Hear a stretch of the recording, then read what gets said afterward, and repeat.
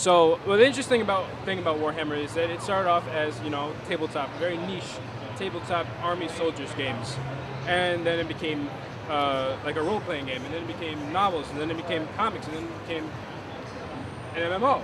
And the interesting thing about it, the thing I find interesting about it, is that when you make an MMO, not only did an MMO come out, but then shortly thereafter came a novel, and then shortly thereafter came a comic book. And there's another novel coming out, if I understand right. Yep. It's Batman. It's vertically integrated company. Yeah. For the business people out there. Yeah, absolutely. And if you look at what we've done, Warhammer Online is not a story that's been told before. The Age of Reckoning is a new story out there. And so we have new stories and new adventures to tell, and so you're going to see new novels and new comics and new graphic magazines. Cool. Games that have been based on like previous IPs, comics, movies, books, have been around for ages. Sure. And there have been some real gems, some real really great games coming out. But overall, in the games industry, the reputation for like games on IPs is kind of low. But now you got Warhammer, and you've got like X-Men games coming out, and like a Batman games coming out that are really pushing the bar higher. Developers, producers, putting lots more resources into the games. Do you think this is like a trend that's going to continue, or do you think it's just like a freak? Well, I think it will, as you said, it's been going on for a long time. It will continue to go on. I think the key is two things, though. You need to make a good game. No matter what the IP is, you need to make a great game. People will love a great game. The other thing you have to keep in mind is, depending upon how you use the IP, some IPs are so kind of narrow that when you try to make a game based upon that IP, if it varies from that narrow vision and narrow scope of the IP, it's difficult to bring in people because they've already fallen in love with how it was presented, and so now you try to present it a different way, it's difficult. It's what's great about Warhammer. It goes back to Batman.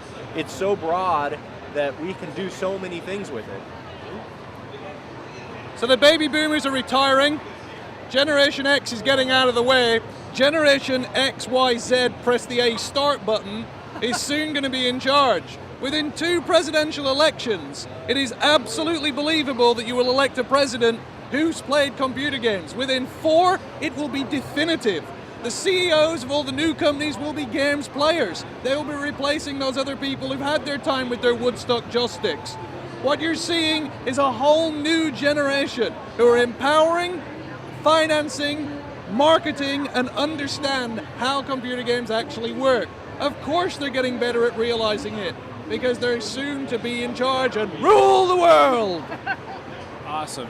Okay, and this is one of the things that you've said before, is you wish that developers would be more vocal about their games. And you started those podcasts that come out monthly to tell people about how you're making Warhammer.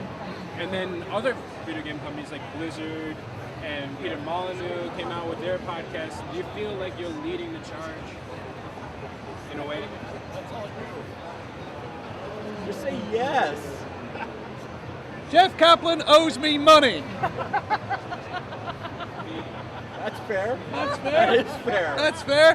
What's it like? I'm not a believer of hiding the fingerprints of our work. Right. Our industry is a glorious, joyous industry. You can be part of it. Everyone can be part of it. And we shouldn't hide that. We shouldn't put out products that have got company names on rather than individuals. What sort of hope is that? That would be like buying an album of music that just had a record label on it. You've got to understand who the members of the band are. You've got to understand who was involved in it. How can we aspire to do something we love and want to do if every time a game is put out we just go, EA did it, and no other data? I believe, and I think it's been borne out, that people want to see how we make them. They want to see that we have fun, they want to see that we're normal, they want to see that we sometimes make mistakes and we're stupid, that we love man dolls, that we like playing with Lego, that we also watch the same TV shows everyone else does, and we might get drunk every now and then. Now, you know, I'm not saying that all drugs are good. Some are great, but some you shouldn't take. Showing people how we make games is joyous and wonderful, and don't do it the way people are doing. We get confused. We think we're the movie industry. So you'll see a lot of these video diaries aren't really video diaries at all. They're marketing waffle, or worse, they're people trying to emulate the making of film documentaries. Right. That's not what we do. We make games. Talk about that and talk about it honestly, you'll be fine. Right. Okay, so it's been great talking to you. Last, final questions, final word. I'm dyslexic, I'm colorblind, I can't pass any exam, I got kicked out of school with nothing. But what I had was tenacity, an imagination, and an absolute love affair of computer games. If you're up against it and you don't think you're fit, don't worry. Find something you really love doing and really try at it. And don't let anyone get in your way. If you really have a passion, you'll find some way of being part of it, no matter what. And if you have a talent, don't waste it. If you're an artist, draw, for God's sake. It's what you were put on the planet to do. Do that, you'll be fine. If there's one thing that I've learned in life is do whatever you love doing, and I'll underline that from Paul. Don't spend your life getting up in the morning, getting out of bed, wondering why you're working or job you're doing. Find something you love and do it, and you'll be a happy, happy person. Thank you very, very much. It's been great talking to you. Oh, whoops. I am 6'3". Oh, you put the thin filter on? We might have done that Skinny before. filter? The Tan and filter. yeah, that filter. It's Tiring.